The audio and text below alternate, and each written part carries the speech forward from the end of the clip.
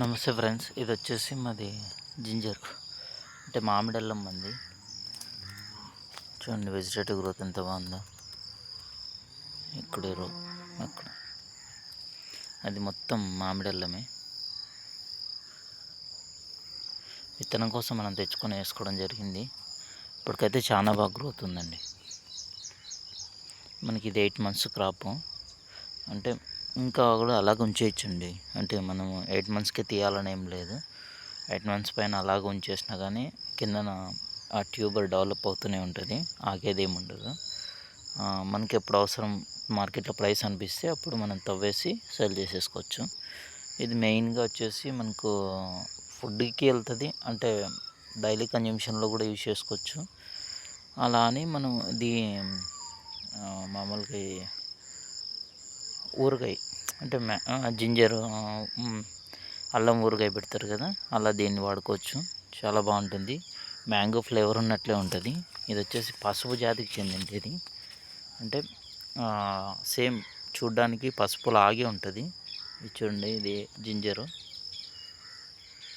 అది turmeric, same ఒకేలాగా ఉంటుంది. బట్ ఇది జింజరు, అది పసుపు ఒకటే డిఫరెన్స్. స్మెల్ మాత్రం మ్యాంగో ఫ్లేవర్ ఉన్నట్లే ఉంటుందండి. చాలా బాగా అనిపిస్తుంది. మన టీ కానీ అన్నీ స్పెషల్గా ఉంటాయి మామూలు జింజర్ కంటే. దీంట్లో ఈ ఫ్లేవర్ మాత్రం చాలా డిఫరెంట్గా ఉంటుంది.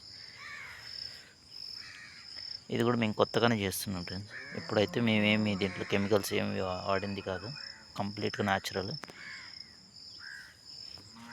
ఇదైతే షూర్గా నేను చెప్పగలను, పొటాష్ డెఫిషియన్సీ. ఇప్పటికైతే స్ప్రే చేసాము. మన అరటి పూత వస్తుంది కదా, ఆ పూతను బాగా ముక్కలుగా కట్ చేసి అది స్ప్రే చేశాను. పర్టికులర్గా పొటాష్ని కంట్రోల్, అంటే అరటిలో డెఫిషియన్సీ వస్తుంది కదా, అలా అని చెప్పి గెల వచ్చిన తర్వాత ఒక చేతుడు వెనక, అంటే ఆ గెల నరుక్కున్న తర్వాత మిగిలింది ఆ పైన ఒకటే ఒక చేతుడు నరికేసుకొని లోపల గుజ్జుని చిన్న చిన్న ముక్కలు కట్ చేసి దాన్ని బెల్లంలో 1 kg బెల్లంలో నానబెట్టి, 1 kg అంటే మన ఎన్ని కేజీలు గుజ్జుని తీసుకుంటాము అంత బెల్లం సమపాలనలో తీసుకొని ఒక దాంట్లో డంప్ చేసేస్తే మొత్తం 20-22 రోజులకి బాగా డీకంపోజ్ అవుతుంది, మనకు లిక్విడ్ వస్తుంది. ఆ లిక్విడ్లో పొటాష్ కంటెంట్ ఎక్కువ ఉంటుంది. దాన్ని స్ప్రే చేయాలి. ఇది చూడండి, లీఫ్ మొత్తం అట్లా చుట్టూ ఎండిపోతుంది. ఇది ఫంగల్ అయితే కాదు, డెఫిషియన్సీ వల్ల అలాగొచ్చింది.